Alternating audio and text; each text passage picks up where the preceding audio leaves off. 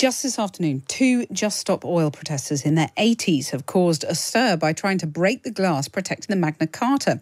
Reverend Sue Parfitt and retired schoolteacher Judy Bruce hit the glass with a pickaxe and then glued themselves to its side. Here's the dramatic moment as it happened. And standing up against an abuse of power. Our government is breaking its own laws.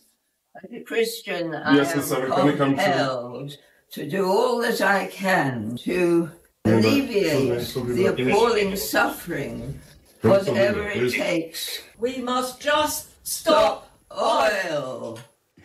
Well, I'm joined now by Dr. Bing Jones, a spokesperson for the Climate Action Group and another Just Stop Oil protester in retirement. Good afternoon. Hello there, Cathy. Glad to be able to tell a slightly different story. Well, yeah, I mean, it is extraordinary listening to these two old ladies protesting. It sort of raises a smile, but at the same time, you know, they are accused of committing criminal damage. I mean, they're the most unlikely vandals, aren't they? Oh, Cathy, come on. We've got to start looking at this in a different way. We're looking at the worst ever climate catastrophe, the worst ever catastrophe that humanity has ever faced.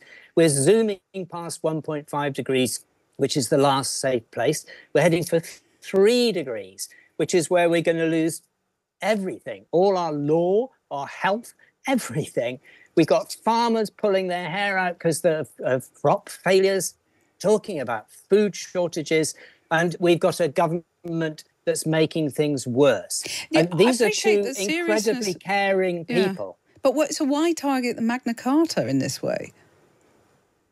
These are two incredibly caring people, and they are desperate to get something real into people's minds. So, in other words, to grab the attention.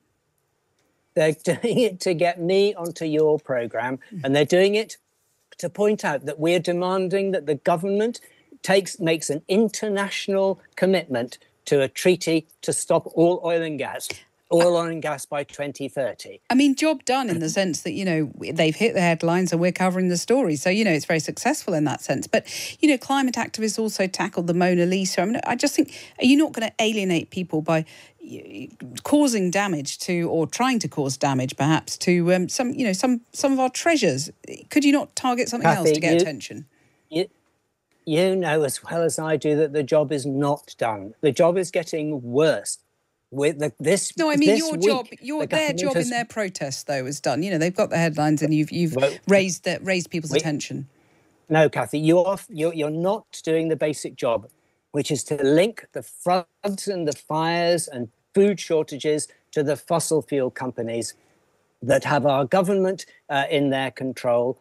And the only way that we're actually going to do something is to stop oil and gas. And the only way to do that is to take the power and the money away from these polluters. And you and most of the media do not say that. They don't say, here's a disaster. The answer is to take the power and the money away from fossil fuels. Right, well, that's the message. You know, we're giving you the opportunity to say that now, but I wonder if you could explain to me why it is that your generation and older feel so passionately about this.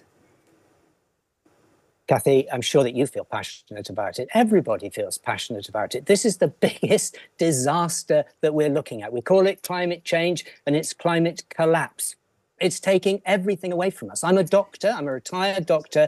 I spent my life helping to look after the sickest people in the hospital. And the two things I've learned are, firstly, that when things are really bad, you go and get help. You don't ignore them. You don't say it'll wait until I come back from my holiday.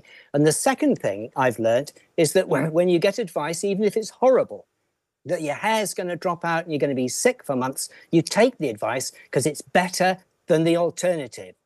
Dr. And we're Bing Jones. failing on both of those two. We're not looking at how bad the situation is, and we're not listening to the scientists who are literally pulling their hair out.